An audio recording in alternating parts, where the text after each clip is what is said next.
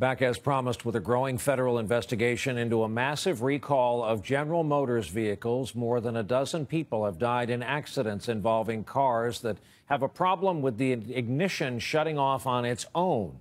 The big question here, why did it take the company 10 years to recall 1.6 million vehicles that it might have known had a fatal flaw? Federal investigators are demanding answers. GM potentially faces more than $30 million in fines if it fails to comply.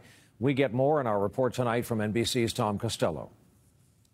The crash scene on a Wisconsin road in 2006 was horrific. 3 teenage girls in a Chevy Cobalt slammed into a tree after their ignition allegedly switched off, locking up the steering. The airbags never deployed. 18-year-old Natasha Wagle and 15-year-old Amy Rademacher died. But lawsuits claim GM knew of the ignition problem 2 years earlier, yet never ordered a recall. These were our children, and they just act like they don't matter. They may not have mattered to GM, but they mattered to us. The Wisconsin teens among 13 people who've died in accidents involving GM cars that were only recalled last month, including the Chevy Cobalt, Saturn Sky, and Pontiac Solstice. Now, federal investigators are demanding internal information. Why did it take 10 years to order a recall? The names of GM personnel who were involved. How many complaints, accidents, injuries, and fatalities have there been? And how many lawsuits?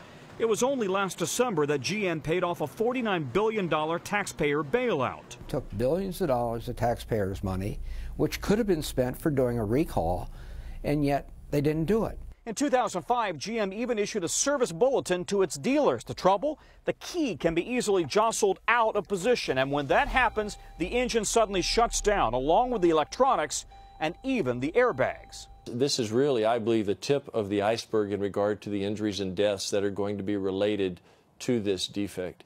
GM's North American president acknowledges they failed to act quickly enough, while GM's new CEO has launched an independent investigation and told employees, "We will hold ourselves accountable and improve our processes so our customers do not experience this again." But for the victims' families, those dollars and cents they were trying to save was my stepdaughter's life. And there's no price that can be put on that. It's all too late. Tom Costello, NBC News, Washington.